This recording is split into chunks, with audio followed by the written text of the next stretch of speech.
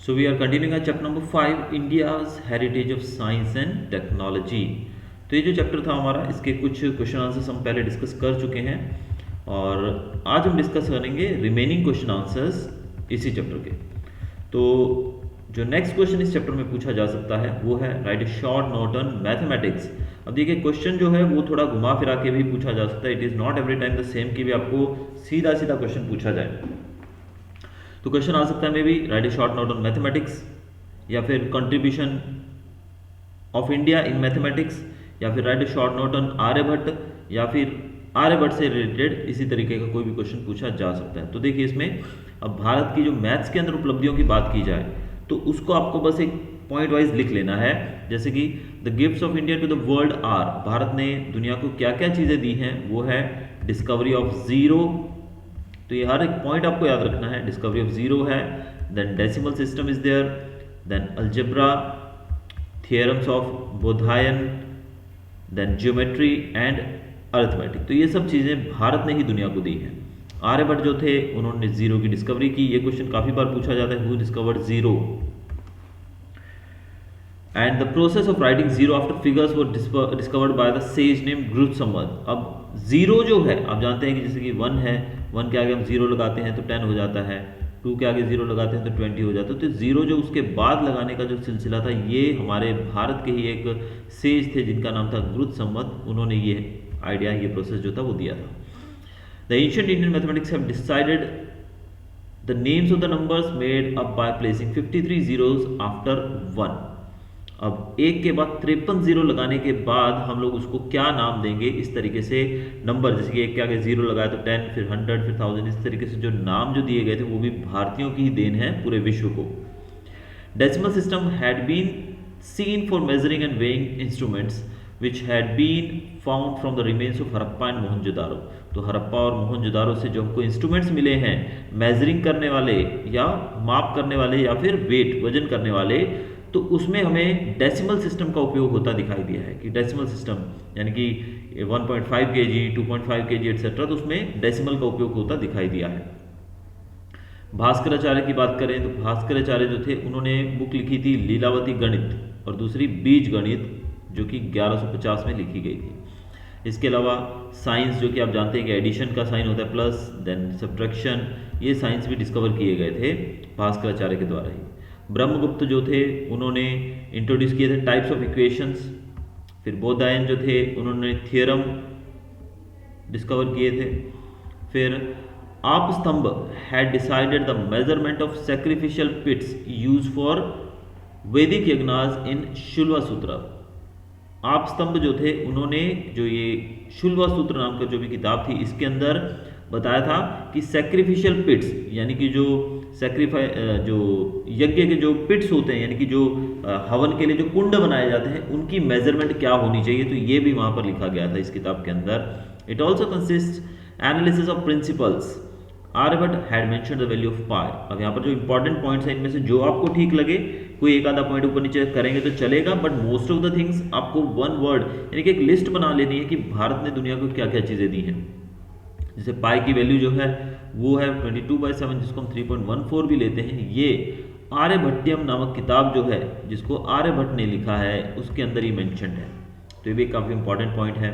इसके अलावा multiplication, addition, subtraction, square root, cube root etcetera, Ashtanga method introduced by Aryabhatta in his book, hence Aryabhatta is known as the father of mathematics. तो ये सब जो चीज़ें आप यहाँ से देख रहे हैं ये सब चीज़ें आर्यभट्ट के द्वारा हमें दी गई हैं। इसी कारण से आर्यभट्ट को एक और नाम दिया गया, that is father of mathematics. हाँ, ये क्वेश्चन भी आता है कई बार, who is known as father of mathematics, या फिर ये वन वर्ड में आंसर रहेगा, या फिर पूछा जा सकता है why Aryabhatta is also known as father of mathematics, explain. तो उसको आपको एक्सप्लेन करते वक्त ये पूरी चीज़ें उसमें डालनी है।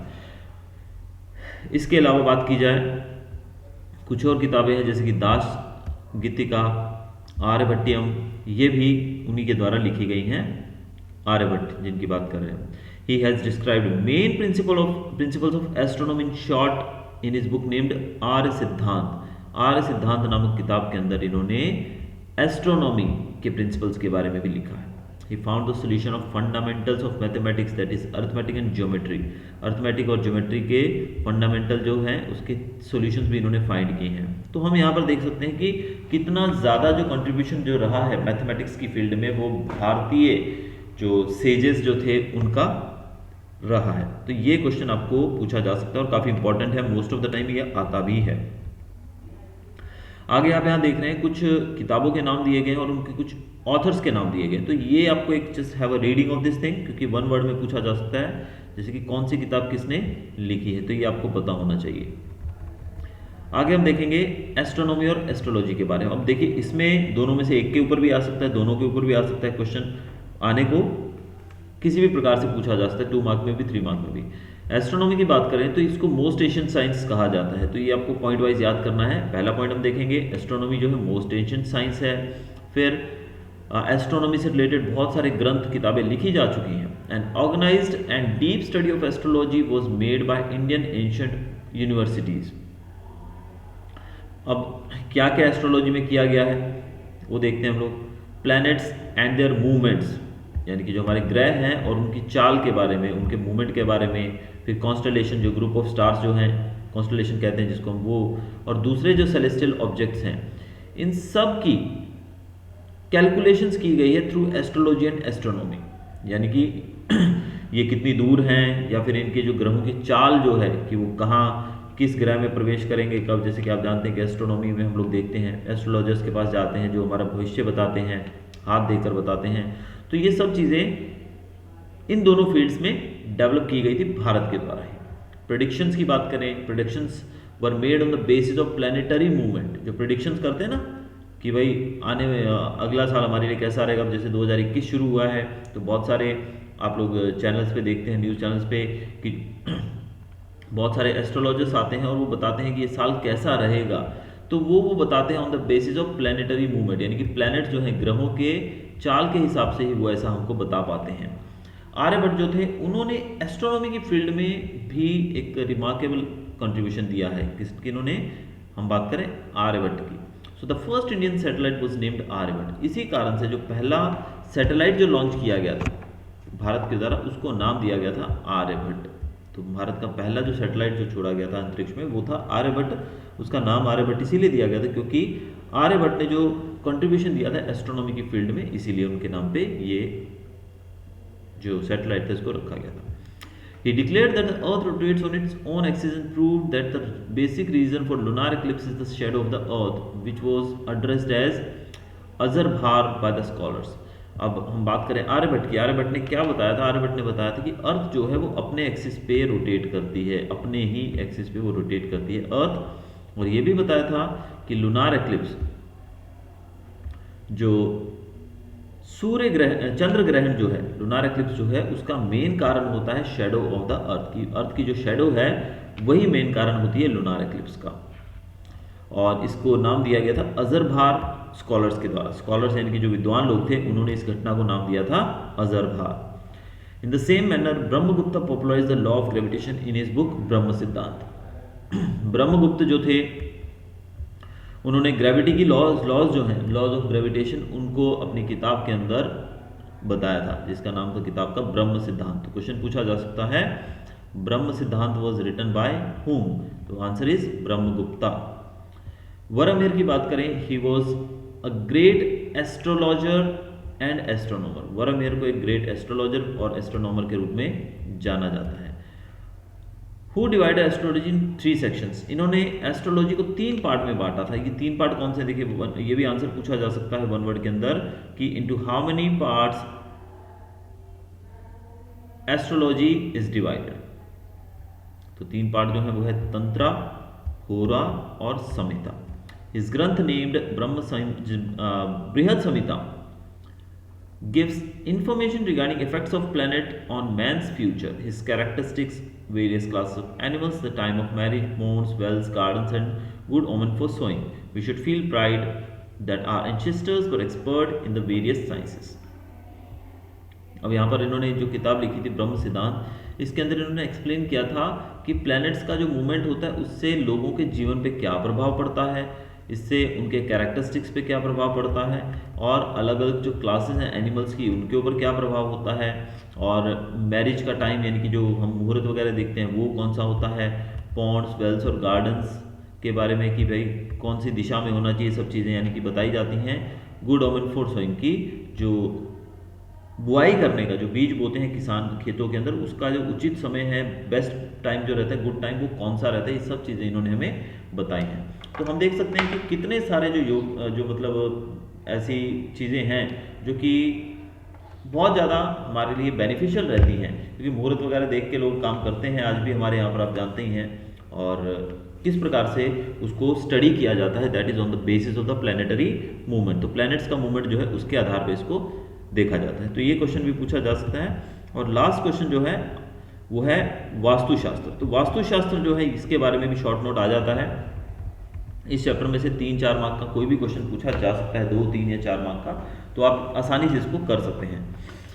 वास्तुशास्त्र की बात करते हैं, राइट ए शॉर्ट नोट वास्तुशास्त्र। तो वास्तुशास्त्र की बात करें तो ये एक एस्ट्रोलॉजी का ही एक पार्ट है। जैसे एस्ट्रोलॉजी है वैसे ही वास्तुशास्त्र भी एस्ट्रोलॉजी का एक पार्ट माना जाता है।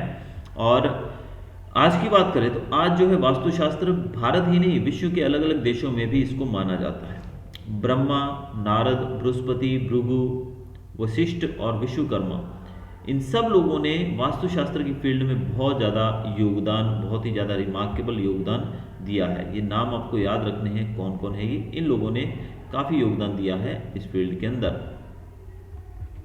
दे propagated the principles of construction for dwelling, यानी कि आप जो जहाँ पर रहने के स्थान हैं वो, फिर टेम्पल्स जो बनाई जाती हैं, मंदिर, पैलेस यानी कि किले, अश्वशाला सॉरी गाइस, अश्वशाला यानी कि घोड़ों के तबेले जो होते हैं, फोर्ट्स यानी कि किले, स्टोर हाउस ऑफ एमिनेशन यानी कि जहाँ पर गोला बारूद रखा जाता है, एंड द टाउन प्लानिंग, ये सब चीज़ों के बारे में इन्होंने हमें बताया कि कैसे इनको बनाना चाहिए, मतलब इनका जो डिज़ाइंस वगैरह होते हैं कैसे होने चाहिए। The description of Vastushastra is mentioned in Brihad Samhita. Rana Kumbha of Mewar revive this science in the 15th century. अब ये जो बृहद संहिता है इसके अंदर वास्तुशास्त्र को काफ़ी डिटेल में लिखा गया है, और राणा कुंभा ने इसको फिर से रिवाइव किया है 15वीं शताब्दी में। According to the traditional belief, Vishwakarma was the first architect of God. This is the one word answer and very important question. This is कि who is known as the first architect of gods? तो first architect of gods is known as Vishwakarma. Vishwakarma को first architect के नाम से जाना जाता है। ये क्वेश्चन 1 वर्ड में पूछा जाता है। He divided Vastushastra into 8 sections। Vishwakarma ने वास्तुशास्त्र को 8 भागों में बांटा था। Various information of Vastushastra like selection of place, shape, structure, proper planning of things, temples, Brahmasthan, dining room, bedroom etcetera. अब इसके अंदर वास्तुशास्त्र जो है इसमें इंफॉर्मेशन दी जाती है किस बारे में, कि आपका घर कैसा होना चाहिए, उसका शेप कैसा होना चाहिए, उसका स्ट्रक्चर कैसा होना चाहिए, प्लानिंग चीज़ों की, कि मंदिर कहाँ होना चाहिए, ब्रह्मस्थान उसमें हम जो भगवान को स्थापित करते हैं मूर्ति वो कहाँ होनी चाहिए, डाइनिंग रूम कहाँ होना चाहिए, बेडरूम कहाँ होना चाहिए। कि वास्तुशास्त्र में हर एक चीज़ के बारे में इस तरीके से बताया जाता है कि कौन सी चीज़ कहाँ पर होनी चाहिए।